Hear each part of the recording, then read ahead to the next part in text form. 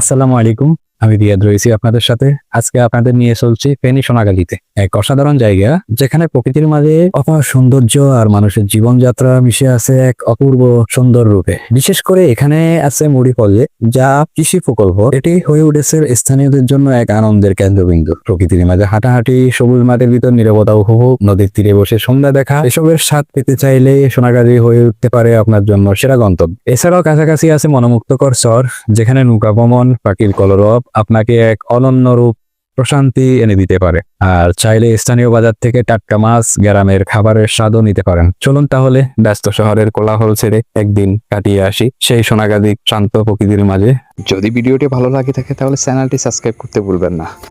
আর যদি ফেসবুক থেকে দেখে থাকেন অবশ্যই চ্যানেলটিকে ফলো করে রাখবেন। সামনে ইনশাল্লাহ আরো ভালো ভিডিও নিয়ে আসবো আপনাদের জন্য। আল্লাহ হাফেজ।